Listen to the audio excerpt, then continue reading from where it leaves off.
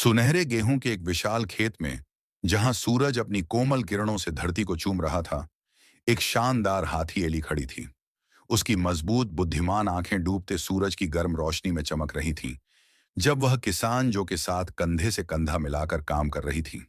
किसान जो अपनी पुआल की टोपी को हल्का सा झुकाए एली की तरफ मुस्कुराया।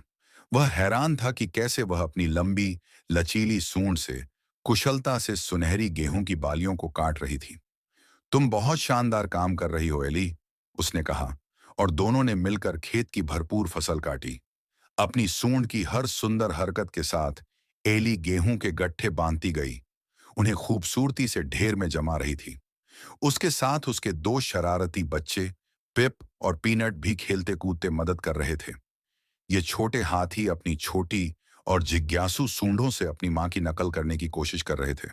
वे गिरे हुए तिनकों को उठाते और उन्हें बड़े उत्साह और लगन के साथ पारंपरिक थ्रेशिंग मशीन तक ले जाते।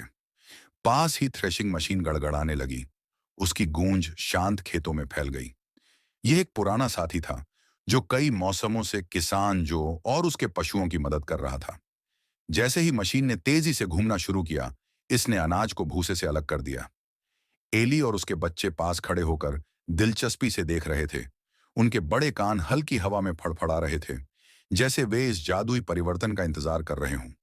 धूल और भूसे के कण सुनहरी रोशनी में चमक रहे थे और जमीन पर हल्के साए डाल रहे थे।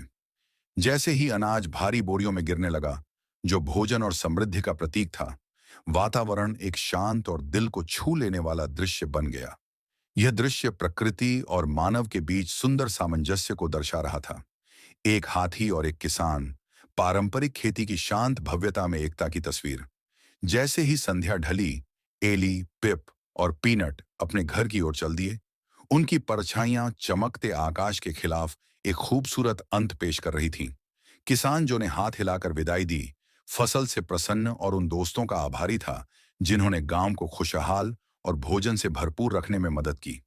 उन्होंने एक साधारण कार्य को दोस्ती और सहयोग के प्रतीक में बदल दिया, एक ऐसी याद जिसे हमेशा के लिए संजो कर रखा जाएगा।